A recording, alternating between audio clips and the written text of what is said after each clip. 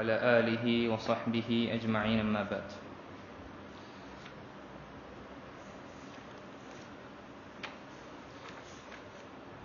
وعن عمر بن الخطاب رضي الله عنه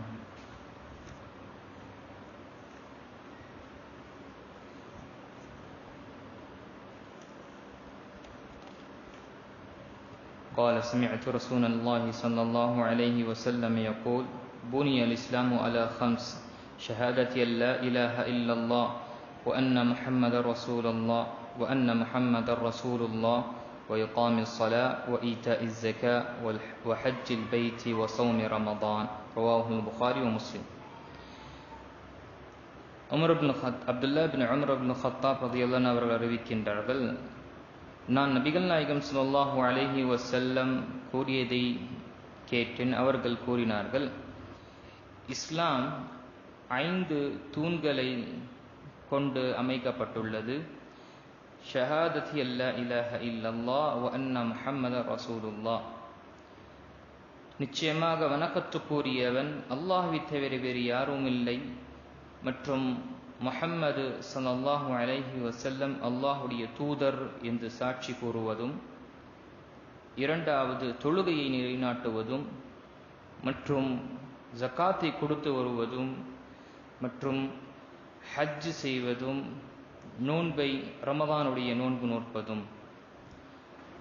நபி ஸல்லல்லாஹு அலைஹி வஸல்லம் இந்த ஹதீஸில் அன்புக்குரியவர்களே 5 இஸ்லாத்தின் 5 தூண்களை பற்றி இங்கு கூறியிருக்கின்றார்கள். இந்த ஹதீஸில் பார்த்தோம் என்றால், இந்த இஸ்லாத்துடைய தூண்கள் 5ஆக இருக்கின்றது. இதில் ஒன்று விடுபட்டாலும் இஸ்லாம் முழுமையடையாது. எப்படி ஒரு வீட்டிற்கோ அல்லது ஒரு கட்டிடத்திற்கோ தூண்கள் மிக முக்கியமானதோ, அதே போல இஸ்லாம், ஒரு மனிதன் இஸ்லாத்தை ஏற்றுக்கொள்கின்றான், அவன் முஸ்லிம் என்று தன்னை கூறிக்கொள்கின்றான் என்றால் இந்த அடிப்படையான தூண்கள் அவனிடம் இருக்க வேண்டும். முதலாவதாக ஷஹாதத் அல்லா இலாஹ இல்லல்லாஹ் வ அன்ன முஹம்மது ரசூலுல்லாஹ், இதை பற்றி நாம் அறிந்தோம். வணக்கத்துக்குரியவன் அல்லாஹ்வை தவிர வேறு யாரும் இல்லை மற்றும் முஹம்மது ஸல்லல்லாஹு அலைஹி வஸல்லம் அல்லாஹ்வுடைய தூதர் என்று சாட்சி கூறுவது. இதை பற்றி நாம் விளக்கமாக முதல் 2வது ஹதீஸில் நாம் அறிந்தோம். குறிப்பாக ஹதீஸுல் ஜிப்ரீல்ல நாம் அனைத்து விஷயத்தையும் அறிந்தோம். அனைத்து இந்த பிரபஞ்சத்தை படைத்தவன் அல்லாஹ் தனித்தவனாக இருக்கின்றான். இந்த பிரபஞ்சத்துடைய அதிபதியும் அவனே தனித்தவனாக இருக்கின்றான் மற்றும் அவன் அனைத்து வணக்க வழிபாடுக்கும் உரிமையாளன் அவனே இருக்கின்றான். ஆக அனைத்து வணக்க வழிபாடும் அவனுக்குமே சமர்ப்பிக்க வேண்டும். 2வதாக இந்த ஹதீஸில் சொல்லப்பட்ட விஷயம், இந்த ஷஹாதத்தைன் குறிப்பாக 2 நிபந்தனைகள், ஒவ்வொரு அமலுக்கும் செய்யக்கூடிய தேவையான 2 நிபந்தனைகளை பற்றி சொல்லப்பட்டது. ஷஹாதத் அல்லா இலாஹ இல்லல்லாஹ் வ அன்ன முஹம்மது ரசூலுல்லாஹ், இது 2ம் ஒவ்வொரு அமலுக்கும் ஏற்றுக்கொள்ளப்படக்கூடிய அமலுக்கு 2 நிபந்தனைகள் தேவை. அந்த 2 நிபந்தனைகள் சொல்லப்பட்டது. ஒன்று இஹ்லாஸ், அல்லாஹு தாலாவுக்காக எந்த ஒரு அமலும் தூய்மையாக செய்ய வேண்டும், கலப்பற்றதாக செய்ய வேண்டும். 2வது முஹம்மது ரசூலுல்லாஹ், நாம் செய்யக்கூடிய ஒவ்வொரு அமலும் நபிகள் நாயகம் ஸல்லல்லாஹு அலைஹி வஸல்லம் காட்டி தந்த பிரகாரம் இருக்க வேண்டும். ஆக இந்த 2 நிபந்தனைகள் இருந்தால்தான் நம்முடைய அமல்கள் ஏற்றுக்கொள்ளப்படும். இது நாவால் சொல்லக்கூடிய விஷயம் இருக்கின்றது, இது நம்முடைய செயலால் செய்யக்கூடிய அமல்களும் இருக்கின்றது. பிறகு தொழுகையை நிலைநாட்டுவது. தொழுகையை நிலைநாட்டுவது என்பது இது நம்முடைய உடலால் நம்முடைய செயலால் செய்யக்கூடிய ஒரு இபாதத்தாக இருக்கின்றது, ஒரு அமலாக இருக்கின்றது. இதற்கு இபாத பதனிய என்று கூறுவார்கள். ஜகாத்தை பற்றி இங்கு சொல்லப்பட்டது. ஜகாத் என்பது நம்முடைய பொருளால், நம்முடைய செல்வத்தால் கொடுக்கக்கூடிய ஒரு செல்வத்தால் செய்யக்கூடிய இபாத. இதற்கு இபாத மாலியா என்று கூறுவார்கள், செல்வத்தால் செய்யக்கூடிய வணக்க வழிபாடு. அதற்கு பிறகு சௌம ரமதான், ரமதானுடைய நோன்பை நோற்பது. இதில் குறிப்பாக இபாதத்து நம் உடலால் செய்யக்கூடிய அமலாக இருக்கின்றது. இங்கு நோன்பும் தொழுகையும் நாம் பார்த்தோம் என்றால் 2ம் நாம் உடலால் செய்யக்கூடிய அமல்களை பற்றி சொல்லப்படுகின்றது. ஆனால் இது இரண்டிலும் வித்தியாசம் இருக்கின்றது. ஒன்று தொழுகை செய்யுங்கள், நிலைநாட்டுங்கள் என்று சொல்லப்படுகின்றது. ஆக தொழுகையில் நாம் செய்வது, ஒரு விஷயத்தை செய்வதாக இருக்கின்றது. நோன்பு என்பது ஒரு விஷயத்திலிருந்து தடுத்துக் கொள்வது. தர்க்கு தாமி வஷரா, உணவிலிருந்தும் பருகுவதும் குடிப்பதிலிருந்தும் தடுத்துக் கொள்வது. ஆக இரண்டும் நாம் உடலால் செய்யக்கூடிய அமலாக இருக்கின்றது. ஒன்று செய்வது, இன்னொன்று நம்மை தடுத்துக் கொள்வது. ஃபஜருடைய நேரத்திலிருந்து மக்ரிப் வரும் வரை நம்மை ஒரு குடிபானமோ அல்லது சாப்பிடுவதோ அதை கொண்டு நாம் தடுத்துக் கொள்வது, இதுவும் ஒரு இபாதத்தாக இருக்கின்றது. கடைசியாக ஹஜ்ஜுடைய விஷயங்கள் சொல்லப்பட்டது. இந்த ஹஜ்ஜு இரண்டும் கலந்ததாக இருக்கின்றது. செல்வமும் தேவையாக இருக்கின்றது. ஹஜ்ஜு செய்ய வேண்டும் என்றால் நாம் நம்முடைய செல்வம், நமக்கு சென்று வருவதற்கான தேவைகள் என்னென்ன இருக்குமோ அது நாம் அதை ஏற்பாடு செய்து இருக்க வேண்டும். அதே போல நம்முடைய உடலாலும் செய்யக்கூடிய ஒரு அமலாக இருக்கின்றது. ஆக அனைத்து விஷயத்தை நாம் பார்த்தோம் என்றால் அன்புக்குரியவர்களே, இங்கு சொல்லப்பட்ட விஷயம் என்ன?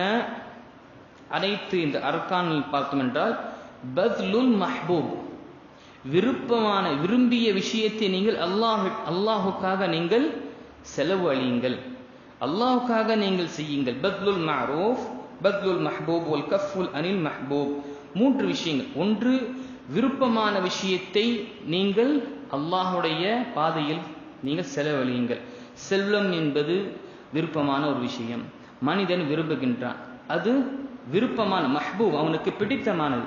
அந்த பிடித்தமானதை குறிப்பிட்ட அளவுக்கு நீ பயன்படுத்திய பிறகு அது அதிகமாக இருக்கும் பட்சத்தில் அதை நீ செலவு செய், அல்லாஹுடைய பாதையில் செலவு செய் என்று அல்லாஹ் தஆலா சோதிக்கின்றான். இரண்டாவது, வகஃபுல் அனில் மஹ்பூப், சாப்பிடுவது, உண்ணுவது, பருகுவது என்பது அவன் மனிதனுக்கு பிடிக்கும். ஆக நோன்பில் அல்லாஹ் தஆலா இதை கொண்டு சோதிக்கின்றான். நீ விரும்பிய விஷயத்தை நீ தடுத்துக்கொள், சாப்பிடுவதிலிருந்து உனக்கு விருப்பமுள்ள விஷயத்திலிருந்து நீ தடுத்துக்கொள். இப்போ இங்கு அல்லாஹ் தஆலா நீ தடுத்துக்கொள் என்று அல்லாஹ் தஆலா இந்த இபாதத்தில் சோதிக்கின்றான். மூன்றாவது, வ இஜ்ஹாதுல் பதன், அமல்களை செய்து அதில் முயற்சியை நீ செய் என்று. அதில் அனைத்து அமல்களையும் பார்த்தோம் என்றால் முயற்சி கொண்டுதான் செய்வதாக இருக்கின்றது.